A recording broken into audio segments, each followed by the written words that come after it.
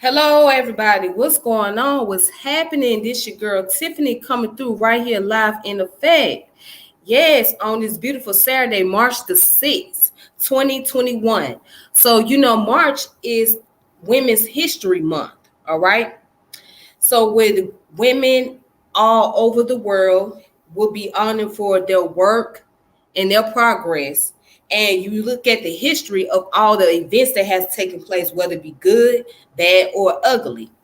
All right. So you have women that was in the field of history, politics, science, STEM, engineering, mathematics, music, fine arts, theater, films,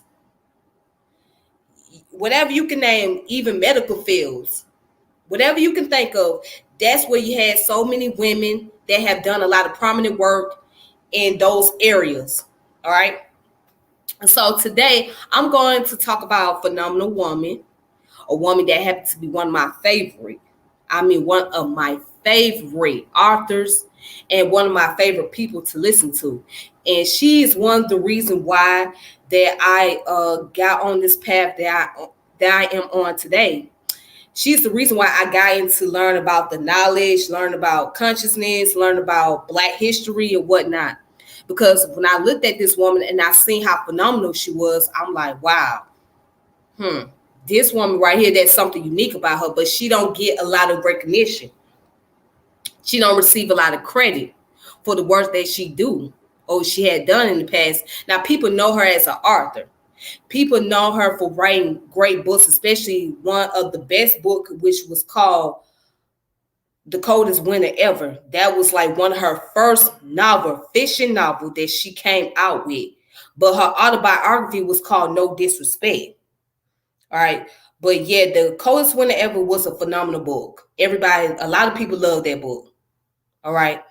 And I got so many book collection. So the person that I'm talking about is Sista Souljah. So we're gonna look at who Sista Souljah was and what's her history, what's her background, and how she became the person that she is today, and how she became so phenomenal and such a powerful voice within the Black community. All right, so let's go ahead and get started.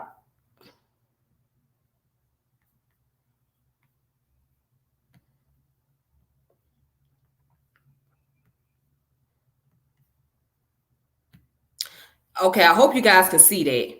Cool. So right here, this is Sista Souljah. This is a picture of her. She was at a book signing. All right, that's Sista Souljah right there. Beautiful woman. So who is Sista Souljah? Well, she was born Lisa Wimmerson in the Bronx, New York on January 28th, 1964. She is an American author, activist, musician, and film producer. She gained prominence for Bill Clinton's criticism of her remarks about race in the United States during the 1992 presidential campaign. Clinton's well-known repudiation of her comments led to what is now known in politics as a Sista Souljah moment. All right. Now, she recounts in her memoir, No Disrespect, that she was born into poverty and raised on welfare for some years. At age 10, she moved with her family to the suburb of Englewood, New Jersey, a suburb with a strong African-American presence. Englewood is also home to other famous Black artists such as George Benson, Eddie Murphy, and Regina Belle. There, she attended the White Morrow High School. Okay. So Sista Souljah disliked what American students were being taught in school systems across the country. She felt that the school system intentionally left out the African origins of civilization. In addition, she criticized the absence of a comprehensive curriculum of African American history, which she felt that all students, Black and white, needed to learn and understand in order to be properly educated. She felt that she was being taught very little of her history since the junior high school and high school left out Black history, art, and culture. I supplemented my education in the white American school system by reading African history, which was intentionally left out of the curriculum of American students, she commented. From 1978 to 1981, she attended the White Morrow High School, which she had relatively even distribution of Black, Latino, and Jewish students enrollment in a majority Black administration during the time of her studies. She was a legislative intern in the House of Representatives. She was also the recipient of several honors during her teen years.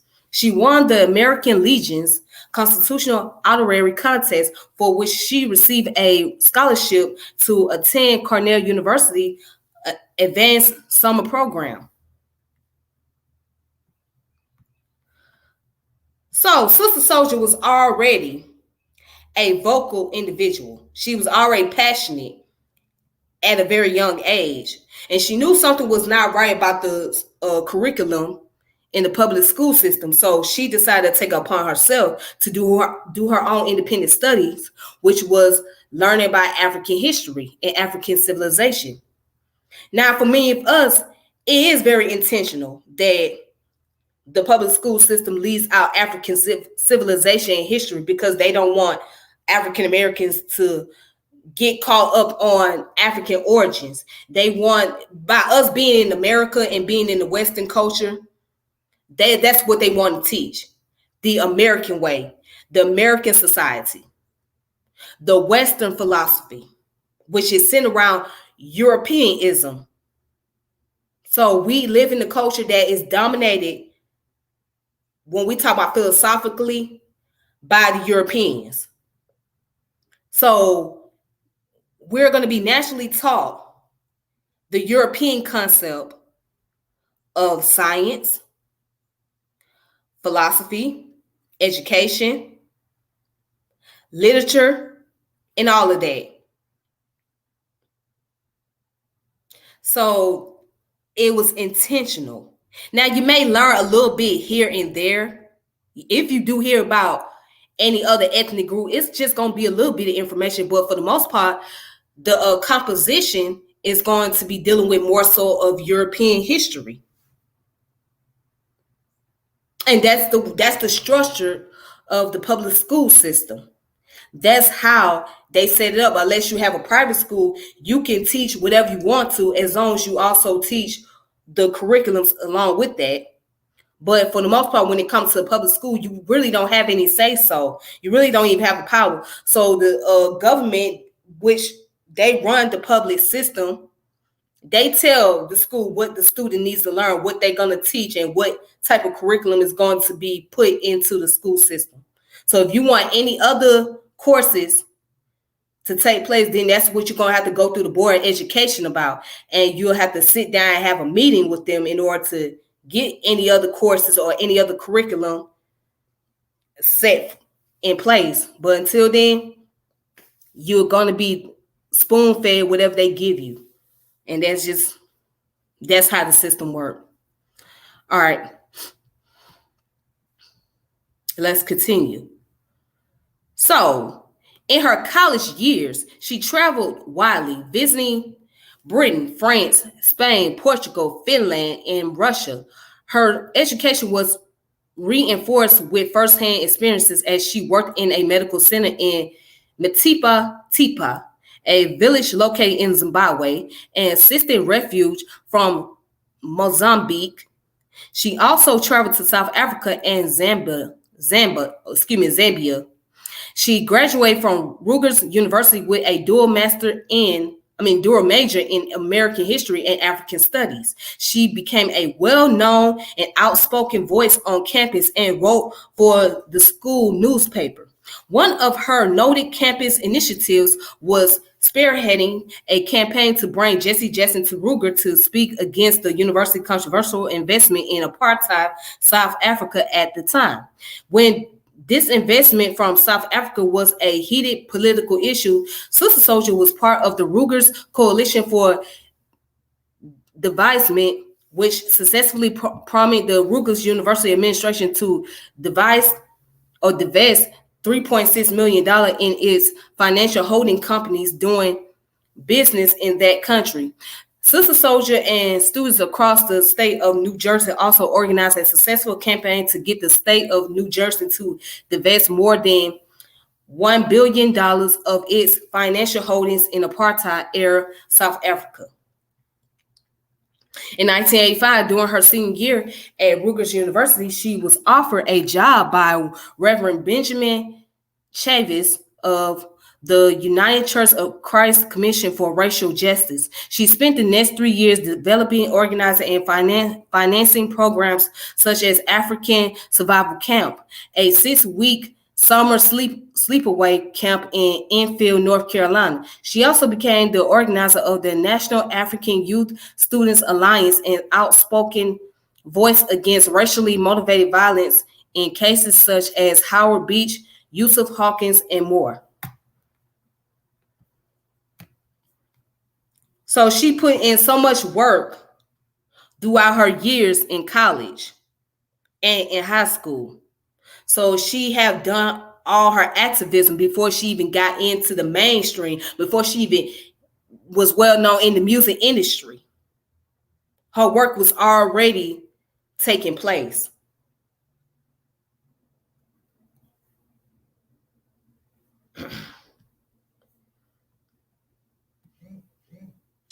So let's look at her career as an artist.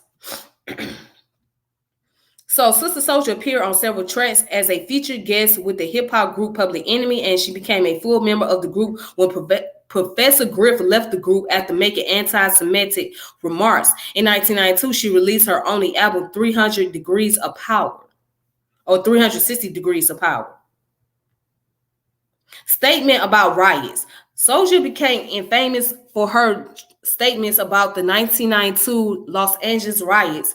In an interview conducted on May 13, 1992, she was quoted in the Washington Post as saying, "If black people kill black people every day, why not have a week and kill white people?" The quotation was later reproduced in the media and she was widely criticized. Presidential candidate Bill Clinton publicly criticized that statement and Jesse Jackson for allowing her to be on his Rainbow Coalition. The incident resulted in the phrase Sista Souljah moment being coined to describe a politician's public repudiation of extremist views that are perceived to have some association with the politician's own faction or party. All right, so when she became an author, of course, she wrote a book called No Disrespect in 1994. In 1999, she made her debut as a novelist with the coldest winter ever. Sista Souljah said that she was the pioneer for starting a renaissance, or what Chuck D of Public Enemy would call a revolution of reading. As March of 2016, Souljah had been on the New York Times best-selling list 3 times. The coldest winter ever was widely acclaimed for making the second wave of the genre known as street literature. Okay, more popular. About this, Souljah said, "I'm a college graduate, and if I read something like Romeo and Juliet, I'm reading about a gang fight. I'm reading about young love, young sex longing. I'm reading the same themes that I'm writing in my books. So if somebody come along says yours is street literature, what was Shakespeare's?" That's a good point. A sequel of the novel Life After Death was published in March of 2021. Midnight, a gangster love story, originally scheduled for October the 14th, 2008, was published on November the 4th of 2008. It tells the backstory of Midnight, a character first introduced in The Coldest Winter Ever.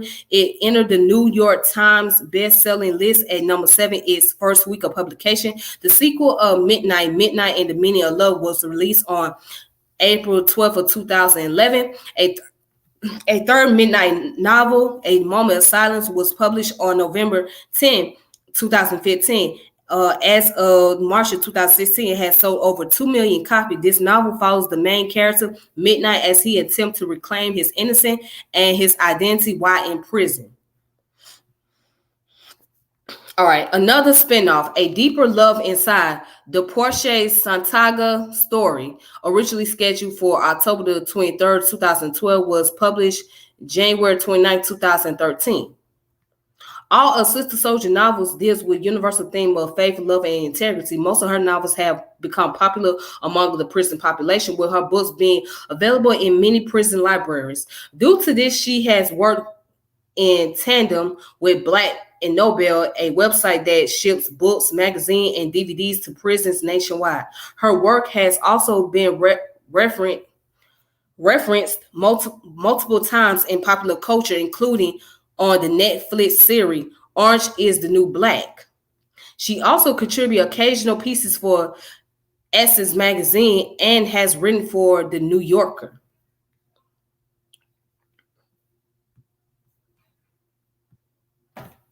So she became the best-selling author. And again, I have a list of her books right here, right now. I have to show y'all.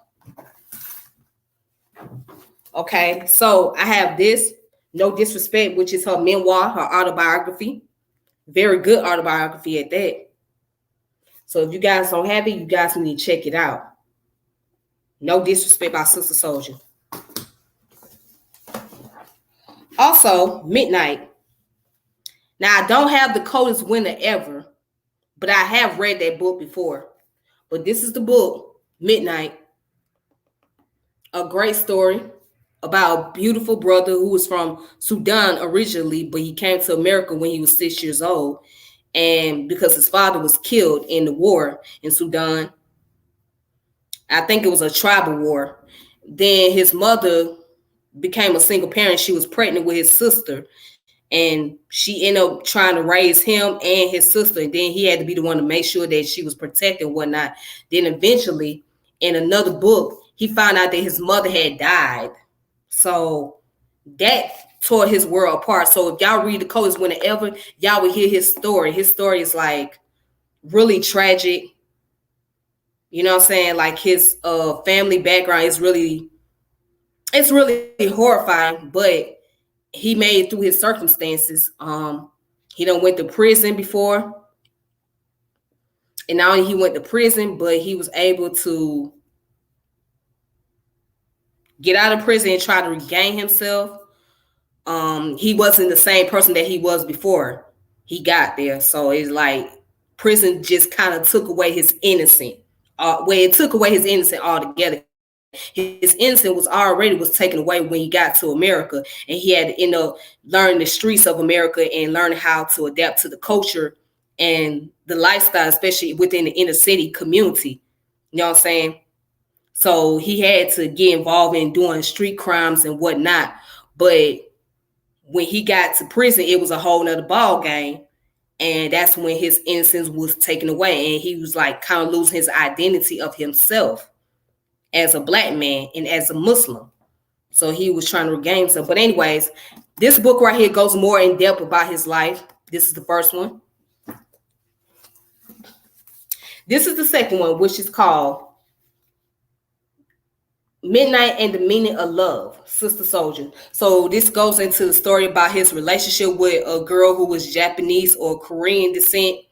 And her family member found out that she was involved with him, and they ended up sending her back to Japan. And so he had to go to Japan and try to find out where she was at and whatnot, because her father didn't want her to have any association with no black man in America. And then on top of that, he found love again with another girl that is biracial. She of Korean background, and she's black. You know, her father was in the military. Her father was a black man in the military. Her mama was Korean and whatnot. But she learned martial arts and all that other stuff. So he found a connection with her. But I haven't really read all of it. I'm still trying to read it, but I've been caught up reading other things. But make sure you guys check this book out too, if you never checked it out. And this one is called A Moment of Silence by Sista Souljah. This is the part 3 of Midnight. All right. This is the part 3. And then the other book that just came out, which is Life After Death, was a story about Winter, the main character from The Coldest Winter Ever. Yep. And then A Deeper Love Within is a story about Portia Santaga, her sister. So, yeah, you guys need to check out all these books. If you ain't check all of them. I'm going to post them up again. See? Yep. She's a phenomenal author. Very phenomenal. What's interesting about Sista Souljah is I remember when she first came out here to Atlanta, and I think she was promoting this book right here, A Moment of Silence, at the public library downtown. It was great. You know what I'm saying? But she said some things that pissed a lot of females off, a lot of Black women off. So the question was about the characters in the book. I never forget she said this. The question was, why did she choose Japanese and Korean characters for Midnight versus Black women? And she said, well, the reason why I did that because in my book, in my mind, when I was writing the book Midnight, she said, I didn't think that Black women deserved Midnight. I'm like, what? Did she just say that? She said, I don't believe that Black women deserve Midnight. That's why she never had Midnight characters like his love interests or his partners as the Black women, the Black women character in the book. I mean, there was like, if you read the codes whenever, you would know that Winter had a crush on him. She was into him, but he wasn't interested in her. And then there was another Muslim girl. She was, I think her family was from Sudan as well, or either Ethiopia, one of those places. And she had a crush on Midnight, but Midnight didn't find interest in those women. So the only women he had interest in was the Korean girl and the one that was biracial, which the character, she was half Korean, half Black. That was the only two women that he had interest in. So, but yeah, I remember she said she felt like Black women did not deserve Midnight. And that was deep. Now, by her being a Black woman, you like, well, wait a minute, why would you say something like that? But I kind of understood what she was saying. She was saying because of the state and the mentality that Black women have, and being in American society, we're not culturally, we're not based on the cultural foundation. We don't have enough cultural understanding to be with a man like Midnight. Midnight come from a different culture. Although he's a Black man, but he came from the African culture and African tradition, and he was raised differently from how many of us was raised in America. So she was basically saying that Black women would not be able to deal with Midnight, or they would not be able to handle him because they're not on that mentality level. And then also, and then there was another girl in the book. She was a young girl. She was like 14 years old, and she had a baby. Yeah, she was a mother at a young age. But she really had a very close tie with him. She really liked him. Like, she would follow him everywhere that he went. Every time she see him, she'll go follow him and whatnot. But yeah, she was 14 years old. She was a young mother. And I think she had a baby due to the fact that she was raped, if I'm not mistaken. But anyways, yeah, those are the books that she had wrote. And like I said, you guys need to check them out. It's very, like, she was a very phenomenal author. She's very powerful. One of my favorites. I got to give it to her for that. Let's go ahead and continue. So, community activists. As a community activist, Sista Souljah organized a number of service programs. In 1985, during her senior year at Rutgers University, she developed and financed the African Youth Survival Camp for children of homeless families and 6-week summer sleepaway camp in Edville, North Carolina. All right, I read about that. This program ran for more than 3 years. She has been a motivating force behind a number of hip hop artists' effort to give back to the community, organizing major youth events, programs, and summer camps with artists such as Lauryn Hill, Dougie Fresh, and Sean Diddy Combs. Souljah was heavily involved with rallies against racial discrimination, police brutality, and the lack of proper education for urban and underrepresented youth. She went on to hold several concerts and protests in New York City, which were supported by prominent voices in the hip hop community. All right. Souljah was the executive director of Daddy's House Social Programs Incorporated for 7 years. It is not for profit corporation for youth, for urban youth, financed by Sean Diddy Combs and Bad Boy Entertainment. Daddy's House educates and prepares youth age 10 through 16 to be in control of their academic, cultural, and financial lives. The students progressing through the program earn support to travel throughout the world. Sista Souljah. Her personal life, of course, she is married to Mike Rich, and they have a son named Mike Jr.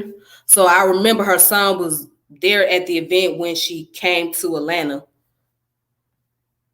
When she came out here to the South, I remember. All right, so here's the bibliography. Now here's the reference at the bottom of the page. If you guys want a little more information of, you can.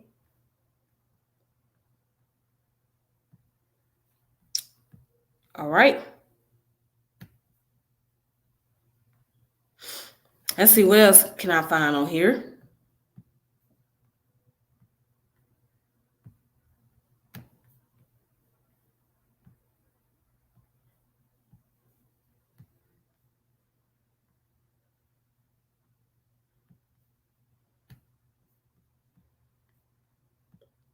All right, so Sista Souljah.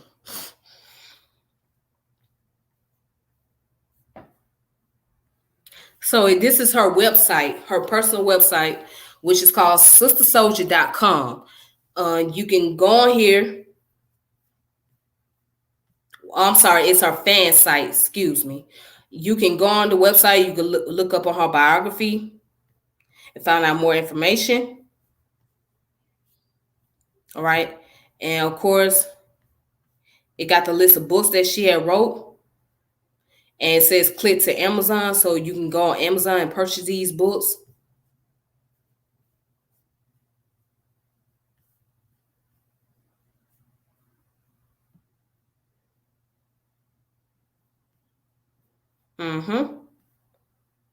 So, yep, she is currently writing. So that book, The Midnight Forest, already out. So now she in the process of writing about the Ricky Santaga story. Okay.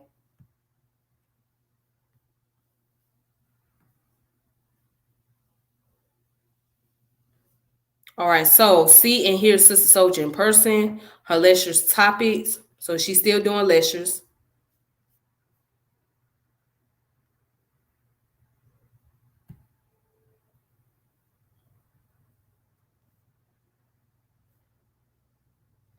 Okay.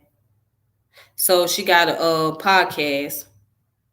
Who is Sista Souljah? All right, so I'm gonna let you guys hear her podcast that she did.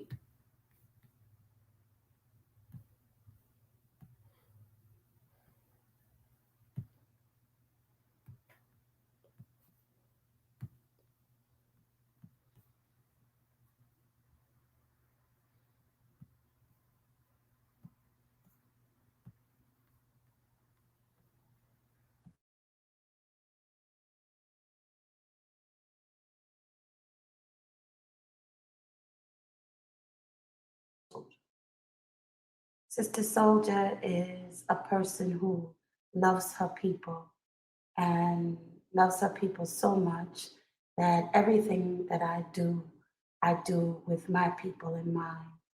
I was born in the Bronx and raised in the earlier part of my life in the projects. And I think everything that I've written has been powerfully influenced by my experience in the projects. of New York.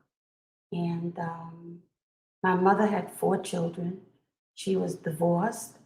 And when I was 4 years old, that's when we moved from one place in the Bronx into the projects.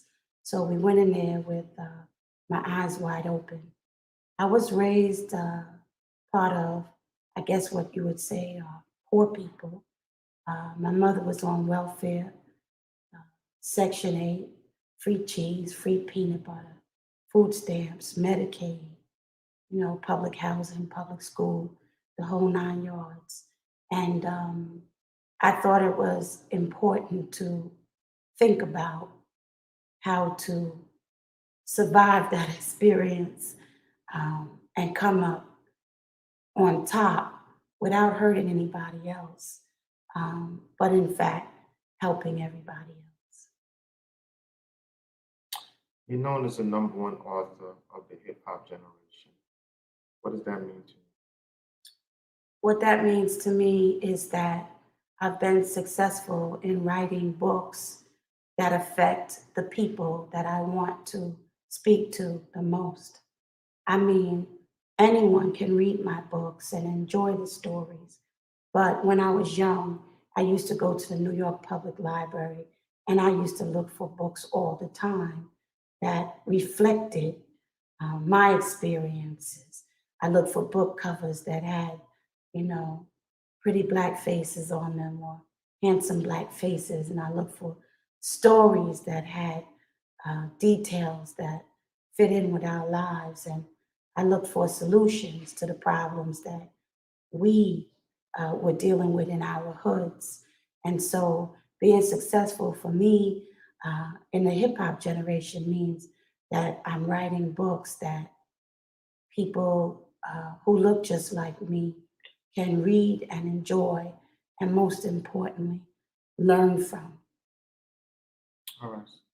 Speaking about your books, how many have you published so I have published 3 books.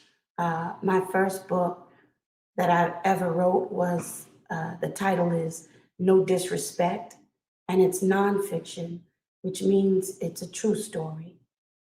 My second book, the title is The Coldest Winter Ever, and it's fiction, which means that it's a story that I wrote uh, from my imagination with characters that I created from my imagination and a story that I wove together like a piece of carpet or a pretty sweater or something like that. My third book is titled Midnight, A Gangster Love Story. And it is fiction as well, which means that it is a book that I wrote from my imagination, um, from my research, and it is the third book. Currently, I'm working on my fourth book, which is also a book of of fiction, which will actually continue the story of Midnight and then link it up to the story of the coldest winter ever. Next book is probably All right, so that was her speaking. Um, yeah, that was her speaking about her books and about her life. So at that time, she only had read 3 books, but in total, she got about 7 books. So also,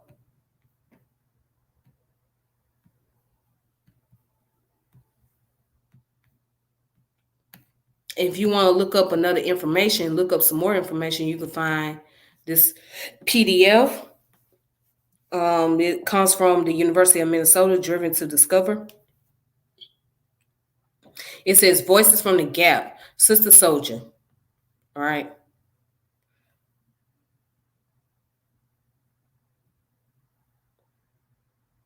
All right. So here's her biography. It goes into her biography, which I had read already before.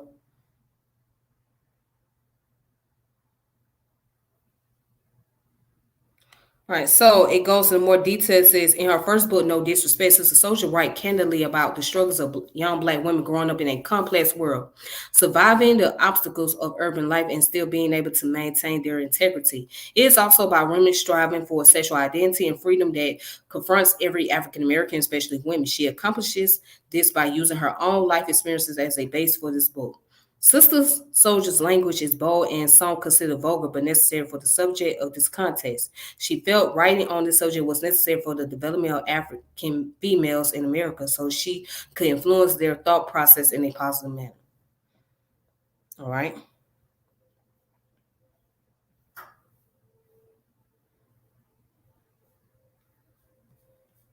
Okay, then it goes on to say she expresses these feelings in her book by describing the ghetto girl whom nobody ever tells them the definition of womanhood or manhood for that matter.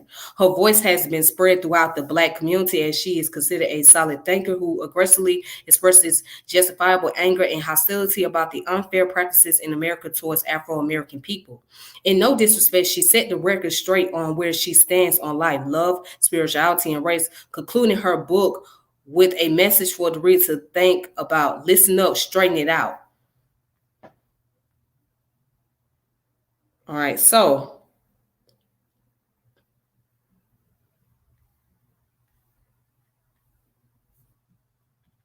then goes on to say down here, further display her brilliant writing style in her second novel, The Coldest Winter Ever. The language, the setting, and characters lead one to question the depth of one's consciousness. The tone was graphic and shocking, yet intentional and deliberated. Fishing indeed, but the realism should not go unnoticed. In comparison to writer Toni Morrison, who replicate history through storytelling in her novels, Sister Souljah is fueled by the anger she feels by the injustice done to black people in history. Yes, I am angry, which means that I am sane. Only an undereducated and misguided African person would not be angry at the racist white transgression of this society. The setting is in Brooklyn, New York, where she tells the life and demise of a kingpin drug dealer and the accepting attitude of a culture surviving yet birthing their own destruction. The story was surreal and the characters were accurately depicted. She takes the reader to a culture maybe unfamiliar yet accessible and understandable through the events and personalities of the characters in the book. The emotions she elicits are thought-provoking enough to generate change, which is ultimately her goal.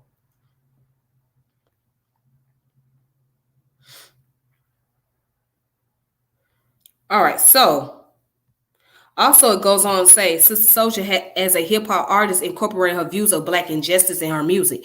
Her 1992 rap album, 360 Degrees of Power, is a combination of all her thoughts, personal and professional experience. She states, any person who purchased my album would have a full understanding of what I think and believe, although it was designated specifically with the African community in mind. Her video, Final Solution, Slavery's Back in Effect, brought her national attention for its candor. If your white great great grandfather killed my great great grandfather and your white great grandfather sold my great grandfather and your grandfather raped my grandmother and your father still lied and robbed my father, what kind of fool would I have to be to say, come, my friend, to the white daughter and son? Many criticize her for her graphic lyrics, claiming that her words perpetuate hate among the races, but she feels that the hatred lies not within the words, but in a place far deeper. She writes, at the root of our confusion is a mental function with or without our permission on both a conscious and subconscious level. We don't discuss this problem, though. It is a problem rooted in a forbidden topic. The forbidden topic is slavery and the behavioral, mental, spiritual, and money problem it caused. You know the little episode in history that lasted only 5.5 centuries, which means only 550 years. This represents only 20 generations of black folks. In her songs and writing, she reflects how the effects of slavery still plague the African American. It is like a wound that never heals, and an image that can never be forgotten. Sista Souljah has decided to go against the majority and dedicate her life to seeking a solution to these problems. Her struggle is not lost. In fact, it's the only beginning, for one must return to the past to go forward.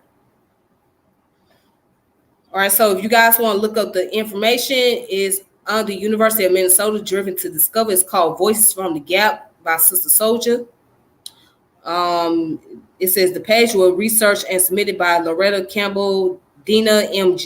Jefferson, Regina Perez, and Ambia Ritz on February 10th of 2000. All right. So with that being said, you guys, that's all for today. And that's the information I have about Sista Souljah. So shout out to her and the great accomplishment that she has done as far as her work in the community. And not only in the community, but also as an author. She has inspired many people, especially many young women, to get into their craft of writing and being able to show their intellectual side and show and also be more engaged into political and community activity as well. So she has influenced women like myself who is more intrigued into reading. So once I started reading her novels, I started getting in the habit of reading more. But I got to get my reading game back together too, because I had stopped for a while to focus on life and taking care of priorities. But yeah, but I'm getting back into it. So she has really opened up doors for many women to be more outspoken, being very vocal than ever. She really has. So shout out to Sista Souljah, and shout out to you guys for tuning in and watching. Thank you guys so much. Until next time, I'll reconnect with you all. And please be safe during this pandemic. It is very slow for a lot of business because a lot of people are not able to go out and, have fun like they normally would. So we don't know when things going to go back to its usual, to be honest. And also, for those of you that's out for the All-Star weekend, please, I say, please be careful. All right. If you're from out of town, or if you're in town and you're going to this little All-Star events that's taking place, be careful. Because recently there's been a lot of killings going on, especially with these rappers that's coming to Atlanta, and they're not very consciously aware of what's taking place and what's happening. So they're not consciously aware. They think because they're rappers, they can do what they do and move how they want to, etc., and don't think about the consequences or what's going to take place. So please be careful if you come from out of town. So one rapper just got killed Friday night because he was in town for the All-Star weekend, and he was supposed to be doing some type of performance at an event. But unfortunately, he was killed on the highway. Yeah, he was killed. Now, he wasn't the first rapper to get killed on the highway. There was plenty others before him. But I just want to say this, please be careful and be mindful, all right? So enjoy yourselves out there. Have a good one and take it easy. And thank you guys for subscribing to my channel. Thank you for hitting the notification bell, sharing the channel, checking out the contents and all that great stuff. So until next time, peace be to all of you. All right, this your girl Tiffany, and I'm out. All right.